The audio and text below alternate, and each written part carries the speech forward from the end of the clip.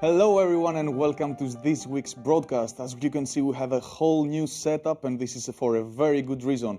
As you might suspect, we have some changes to announce to you. Majorie? Yes, because as you all know, it's Friday and we're doing the show every Friday at 1 o'clock, but we want to make it a bit lighter, a bit shorter, a bit more dynamic, because what do you like on Friday? You like to relax, you like to let go of your work. So we have made ourselves a promise and we're going to make it to you now as well. We're going to do the same thing, or not exactly the same thing, we're going to do the show in 10 minutes. And how we're going to do that, Nikos? Well, we're going to do it on a weekly basis, of course, at 1 o'clock, but we are going to do it differently. So, a different setup, and we are going to present a weekly wrap-up of the most important news. So, tune in every Friday at 1 o'clock, and you will see us analyzing, commenting on the most important and relevant news of the week. And you will not miss out, I promise on that. But we are not going to change everything, right, Majorie? Yes, because you may wonder, are we still going to make videos? Are we still going to do interviews? Yes, we are. Because we have our YouTube channel already, and on our YouTube channel you can find everything we make. We have our live shows, which is what we're doing right now, but we also have our reports where we actually go out in the field and meet people. We have our CEO talks, we have our interviews, and we're going to keep on doing that. So don't worry, you'll still have our video content, but it's going to be posted on our YouTube channel instead of being shown on the show right here. So it's very important that you keep track of our YouTube channel. And of course, subscribe, right? Subscribe, yes. Now the CEO Talks, Nikos, that's a new thing. Yes, indeed, that's a new thing. We launched it late 2021, early 2022, and of course it's a normal interview, but not as normal as the other ones, because we interview only CEOs from the industry, and we get really in-depth with them. So we don't really focus on the business aspect, but we get to know them as people and about their views regarding the business and the industry and their interests, their general interests. So what do we do now, Majorie?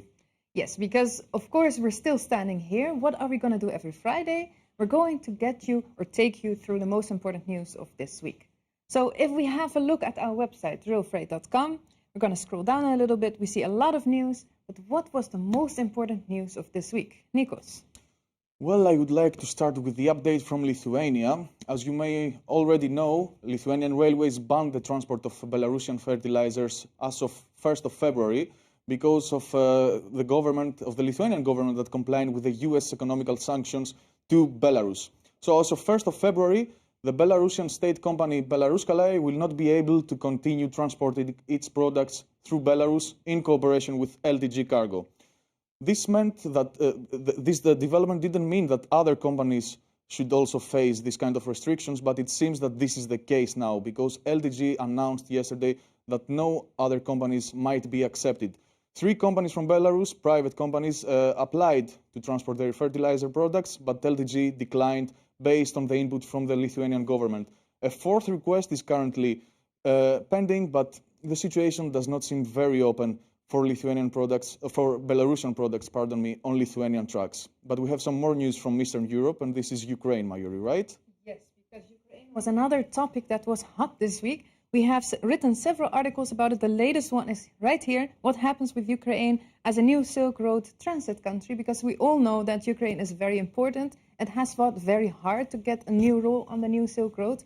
A lot of traffic is going from China to Poland and back through Ukraine, but not as of November, because as of November, there were construction works, that's at least the official reason, and all traffic was cancelled. Now, on the 20th of January, another ban was issued, so this is still ongoing.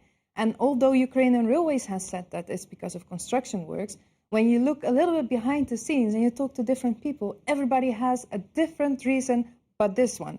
And we looked into those reasons, we asked people, what do you think? And this was actually one of the most announced ones, the road permits. It seems that Poland is issuing road permits every year for particular countries for truckers, and this year it has significantly reduced the road permits for Ukraine, and Ukraine doesn't like that. So a lot of people are saying that Ukrainian railways have done this to actually put pressure on the Polish government. And the latest is that the Polish president has got into this and has spoken to Ukrainian railways, trying to urge them to change this because it's a really dire situation. All right, and of course everybody can keep up with the new updates on our YouTube channel by subscribing, of course, in our YouTube channel. It's right here. You can see it. You can see the subscribe button somewhere here, right? Oh, yes, because we already discussed We're already but subscribed. normally you find it Normally here. you find it somewhere here. You can find it and subscribe. But Majorie, how else can people keep track of the updates that we are posting? Yeah, because we cannot, of course, expect you to be on our YouTube all the time. We would like to, but I know it's not going to happen. So we have a daily newsletter, and that was usually a twice per week newsletter with only written content. That's now going to be a daily newsletter, and we also include our video content on there. So if we have gone out or we have done an interview with a person and we put it on YouTube, you will right away find it on our website and in our newsletter. So if you want to keep up to date about all our content, including written articles and video content, this is the way. Sign up. And then we have another new thing last. Nikos, what is that? It's right here, as you can see, it says sign up for our UK newsletter, weekly and dedicated UK newsletter. The UK readership during the last couple of years in RailFreight.com is skyrocketing, and we have a very dedicated audience there who is very eager to learn and stay updated with the news. So we decided to launch a dedicated newsletter campaign for them. So if you're from the UK or you are interested in UK news, make sure that you subscribe in this form, put your email, and you will receive a weekly update on UK rail freight related news. This newsletter is going to be sent every Saturday, so you can have some time to drink your coffee or your wine or beer, relax and read some and catch up with some of the weekly news.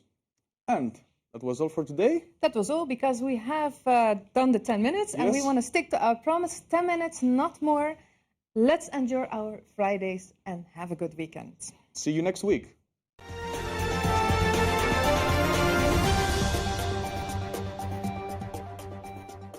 En ook u kunt hier zitten, want deze coronaproof studio is te huur voor uw congres, vergadering of webinar. We hebben alle techniek in huis om u hierbij te helpen. Kijk voor meer informatie op promedia.nl. Ik zie u graag in onze studio.